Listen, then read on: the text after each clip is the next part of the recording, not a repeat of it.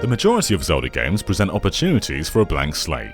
They allow you to experience the world behind the eyes of someone who's also taking it all in for the first time. In Ocarina of Time, Link had never left the Kokiri Forest. In Skyward Sword, no one had ever been to the land below the clouds. And in Breath of the Wild, an established Link loses all his memories, becoming a literal blank slate. So how do you do that all again with the same character? Well, the answer's always been take him somewhere new, whether that be somewhere like Termina or a dream realm.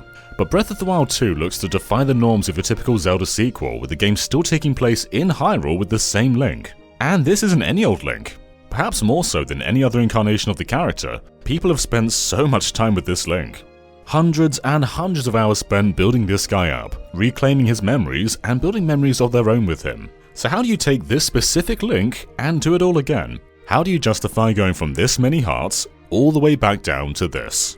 Well, previous Zelda sequels have never really struggled to reset the progress of a character. In Majora's Mask, Skull Kid takes all your items from Ocarina of Time at the start of the game, including your Ocarina, your Horse Epona, and presumably your hearts too. Where are my hearts, Skull Kid? The sequel to Wind Waker was Phantom Hourglass, and this essentially takes place in a dream realm, so the reset isn't as jarring. Same for Link's Awakening. And going from Zelda 1 to 2, they probably just didn't care about continuity. In a sense, we're actually in uncharted territory here. Zelda games have reset Link before, but not quite like this. We're already seeing signs that Breath of the Wild 2 won't abandon the progress of the first game. In the debut trailer, Link is wielding the Master Sword, which in the first game, you had to build your way up to by having at least 13 hearts. Now this specific Link has had his progress reset before. In Memories Before the Calamity, Link once again wielded the Master Sword, so it's safe to assume his number of hearts were reset during the 100-year slumber. But can they pull the same trick twice? Will something happen, causing Link to sleep for another 100 years, and once again losing all his memories and progress? I mean, it's certainly possible and would justify the geographical changes to Hyrule, but I'm not so sure that's the route to take with such a beloved character. It would almost undermine the time people spent with him in Breath of the Wild. So what else could happen? Well, they could pull a Metroid Prime and have something just easily reset you to zero, like bumping into a wall. It could be as mindless as, oh no, this hand is stealing my hearts, and Ganon snapped the Master Sword in two, and I accidentally left all my items on whatever this animal is. What am I to do? That's dumb enough to happen.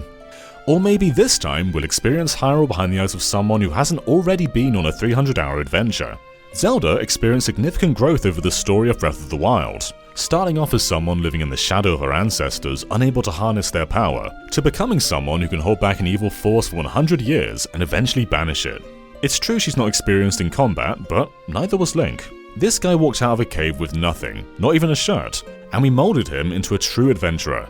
For me, the ultimate answer to resetting the events of Breath of the Wild is to respect them and not reset them at all. Zelda was never along for the adventure like this in Breath of the Wild, not even really in the memories. And as many have pointed out, her new shorter hair makes a lot of technical sense for outfit changes, as the hair won't be clipping through whatever clothes she potentially wears. I think this also has the potential to provide not only a fresh perspective from Breath of the Wild's world, but also its gameplay mechanics with abilities available to us as Zelda that Link wouldn't have, like a larger emphasis on magic. There's also a chance that both Link and Zelda take the playable role, but considering the openness of Breath of the Wild's formula, I don't think that can elegantly be pulled off.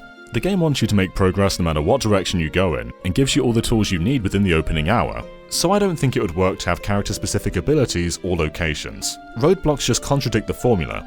And again, it doesn't get behind the issue of Link already being established, unless we just keep everything from the first game, but that would ruin the difficulty balance.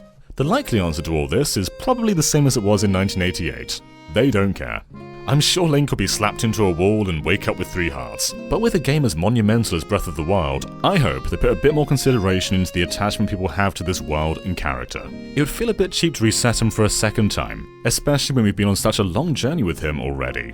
So what do you guys think they're going to do with Link in Breath of the Wild 2? Will he go back to 3 hearts? Will it just be a continuation of Breath of the Wild's progress? Or are we going to play as someone else entirely? Let us know down below, and of course be sure to subscribe to Game Explained for a lot more on Breath of the Wild 2 and other things gaming too.